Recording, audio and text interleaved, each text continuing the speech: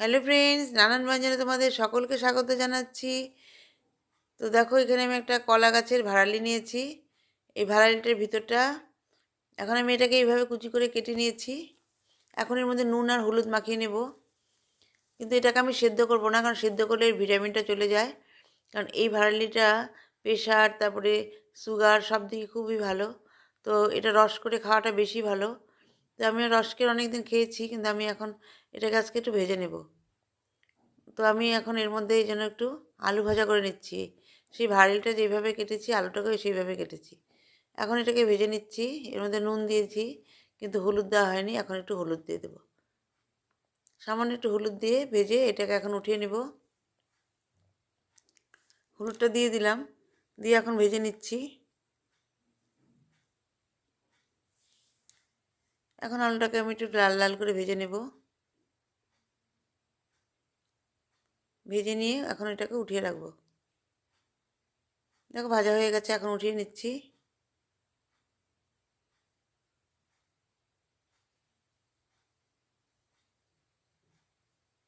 এখন এই কড়াইতে আমি আরেকটু তেল দিয়ে দেবো, অল্প পরিমাণে দিলাম। দিয়ে এখন এর মধ্যে একটু শুকনো লঙ্কা ফোড়ন দিয়ে নিলাম। দিয়ে এখন এর মধ্যে একটু কালো জিরা ফোড়ন দিয়ে দেবো। শুকনো লঙ্কা ভাজা হয়ে গেছে, এখন কালো জিরা দিয়ে দিচ্ছি। তো কালো জিরাটা একটু বেশি করে দিয়ে দিলাম। দিয়ে এখন আমি এটাকে ভেজে নেব। ভেজে নিয়ে এখন এর মধ্যে পেঁয়াজ কুচি করে কেটে রেখেছি, দুটো বড় পেঁয়াজ। এখন এই পেঁয়াজ দুটোকে দিয়ে দেব। তো পেঁয়াজটাকে দিয়ে দিলাম, দিয়ে এখন পেঁয়াজটাকে ভেজে নেব। এখন পেঁয়াজটাকে ভেজে নিচ্ছি। আর এখন এর মধ্যে একটু রসুনও দিয়ে দেব। তো আমি বেশি না, অল্প একটু রসুন দেবো। এই যে এতটুকুন রসুন এখন ছুলে নিয়ে এটাকে থেতো করে দিয়ে দেবো। পেঁয়াজটা ভাজছে, ভাজা হয়ে গেছে, এখন হালকা হালকা ভাজা হয়ে গেছে। এখন এর মধ্যে রসুনটা থেতো করে দিয়ে দিলাম। দিয়ে এখন আর একটু ভেজে নিচ্ছি। ভেজে নিয়ে এখন এর মধ্যে ভাড়লিগুলো দিয়ে দেবো, লবণ হলুদ মাখানো। দিয়ে এখন ভালো করে একটু ভেজে নিচ্ছি। দেখো এইভাবে ভালো করে একটু ভেজে নিয়ে এখন একটু ঢেকে দিলাম।